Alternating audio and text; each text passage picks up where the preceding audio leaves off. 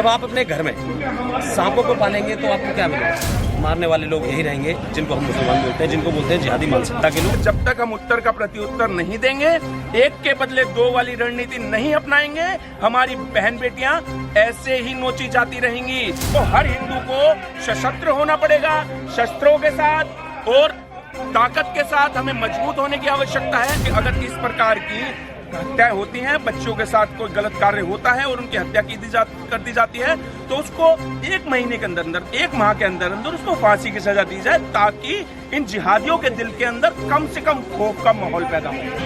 नमस्कार, इस समय हम मौजूद हैं नरेला के अंदर, जहां पर हिंदू महापंचायत का आयोजन किया गया है। गुड़िया नाम की एक बच्ची के साथ सामूहिक दुष्कर्म होने के बाद इस पंचायत का आयोजन किया गया है। ऐसे तो तमाम पंचायतें होती है, लेकिन इन पंचायतों पर निष्कर्ष क्या निकलता है, इस विषय में जानने के लिए इसमें हम मौजूद हैं सुदर्शन वाहिनी के राष्ट्रीय अध्यक्ष के साथ आजाद विनोद जी।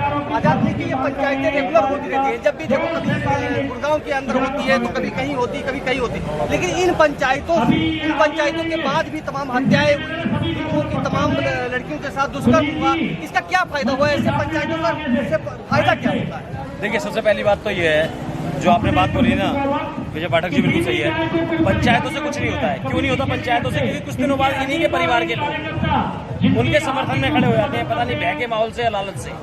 यहाँ पर आज हमको अपना जो एक विषय है या एक तरफ खड़ा होना पड़ेगा। और यहाँ पर बिल्कुल भी अभी तक इतने भी मंच पे जितने भी लोग आए हुए हैं, उनसे आशा थी और हम सब लोग इसीलिए आए थे कि भाई यहाँ पर कुछ अच्छा मैसेज जाएगा। जब आप अपने घर में सांपों को पालेंगे तो आपको क्या मिलेगा? सांपों को पालेंगे तो क्या मिलेगा? जहर ही मिलेगा ना। यहाँ पर भी वही हो रहा है। जब जब हम अपने समाज में ऐसे रखते रहेंगे तो हम लोगों को काटा जाएगा, हम लोगों को मारा जाएगा। और बिल्कुल हर तरीके की तरह, चाहे विकासपुरी में डॉक्टर नारंग हो, खेला में अंकित सक्सेना हो, जागीरपुर में पाती राम हो, बसई धारापुर में ध्रुव त्यागी हो, या फिर अंकित सक्सेना सोनू तोमर जैसे, या मंगलपुरी के अंदर रिंकू शर्मा हो, या किशन धरवाड़ हो सुल्तानपुरी के अंदर, या आज नरेला के अंदर गुड़िया नाम की बच्ची हो। जब तक हमको ये बताना नहीं, हम ये बताने में हिचक रहे हैं लोगों को कि जिन्होंने ये हत्या की है वो मुसलमान है। तो इस पंचायत से क्या उम्मीद आप जता रहे हैं? किस निष्कर्ष पर पहुंचेगा इनका बहिष्कार? इनका कुछ तो इलाज होगा ना?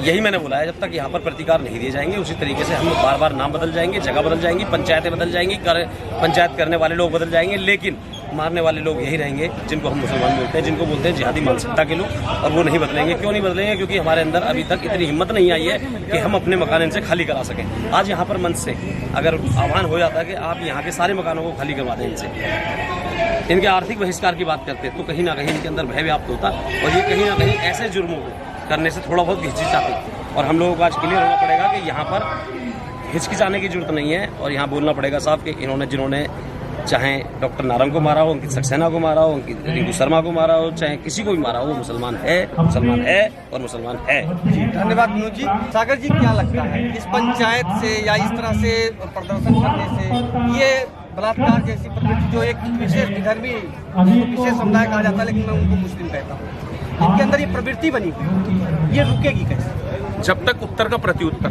मतलब एक के बदले दो वाली प्रतिक्रिया हम इन लोगों को नहीं देंगे, ये जिहादी आतंकी, जिहादी मानसिकता के लोग ऐसे ही हमारी हिंदू बहन बेटियों को और हम हिंदुओं को नोचते रहेंगे, मारते रहेंगे और हम मरते रहेंगे। आज से पहले भी ऐसी हजारों पंचायत हुई, लेकिन पंचायत का नतीजा क्या निकला? हम हिंदुओं का केवल एक कार्य है, हम चिल्ला के, बोलकर, ज्ञापन देकर और पंचायत के माध्यम से थोड़ी सी भीड़ इकट्ठी करके, थोड़ी सी भीड़ इसलिए कहूंगा क्योंकि जिस प्रकार इस पंचायत को नाम दिया गया विशाल महापंचायत, उस हिसाब से आप यहाँ पे अगर गैदरिंग देखेंगे तो शायद मुझे लगता है हिंदू सो रहे हैं अभी भी, और हिंदुओं के अंदर ताकत ही नहीं है कि इन 30 करोड़ जिहादियों का छाती ठोक के सामना कर सकें। क्योंकि 100 करोड़ होने के बावजूद भी हम जातिवादी लोग, हम जातिवाद के कीड़े जो अपनी अपनी जाति का परचम लहराने में सर्वप्रथम सबसे आगे रहते हैं, हिंदू बनने के लिए कोई राजी नहीं है। जब तक, मैं फिर अपनी बात दोहराऊंगा, जब तक हम उत्तर का प्रत्युत्तर नहीं देंगे, एक के बदले दो वाली रणनीति नहीं अपनाएंगे, हमारी बहन बेटियां ऐसे ही नोची जाती रहेंगी। और अगर आप बात करें, आज बहुत से लोग राम मंदिर की खुशी मनाते हैं, तो मैं आपको बता दूं, राम मंदिर छोड़िए, कुछ समय बाद आप अपनी गली का मंदिर भी बचा जाए इन जिहादियों से, तो मेरे मुंह पर आके बता दीजिएगा। इसलिए इनको उत्तर का प्रति उत्तर देना अति आवश्यक है। आपने भीड़ की बात की, मुझे तो ऐसा लगता है कि नरेला के लोग भी यहाँ पे सम्मिलित हैं। मेरे को खुद ऐसा बड़ी हैरानी हो रही है कि जिस विशाल महापंचायत, एक नाम है विशाल महापंचायत, और मुश्किल से 1000 लोग भी यहाँ एकत्रित नहीं है, क्योंकि हिंदू लड़ना ही नहीं चाहता है। हिंदू सिर्फ अपनी कमाई में व्यस्त है, हिंदू कमाने में व्यस्त है। हिंदू तब लड़ता है जब बात उसके घर तक आती है। मौत से किसकी आ रही है? आज तेरी कल मेरी बारी है। तो हर हिंदू को सशस्त्र होना पड़ेगा, शस्त्रों के साथ और ताकत के साथ हमें मजबूत होने की आवश्यकता है, अन्यथा हम जिहादियों द्वारा मारे जाते रहेंगे। पंचायत से क्या उम्मीद है? क्योंकि ऐसी बहुत सी पंचायतें हुई, लेकिन इसका कुछ नहीं है। पाठक जी, मैंने आपको बताया कि ऐसी हजारों पंचायतें मैं अपने जीवन काल में देख चुका हूँ। पंचायत से केवल और केवल एक नारे लगते हैं, फलाना ढीम का ये वो, लेकिन कोई भी पंचायत के अंदर खुलकर इन जिहादियों का, इन मुसलमानों का विरोध नहीं किया जाता है।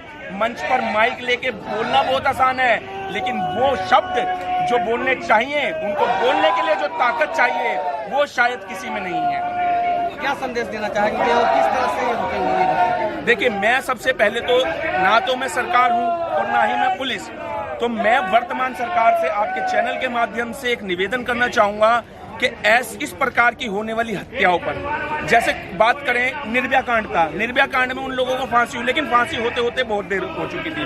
फास्ट ट्रैक कोर्ट होने के बावजूद भी अगर इस प्रकार की हत्याएं होती हैं, बच्चों के साथ कोई गलत कार्य होता है और उनकी हत्या कर दी जाती है, तो उसको 1 महीने के अंदर अंदर, 1 माह के अंदर अंदर उसको फांसी की सजा दी जाए, ताकि इन जिहादियों के दिल के अंदर कम से कम खौफ का माहौल पैदा हो। धन्यवाद।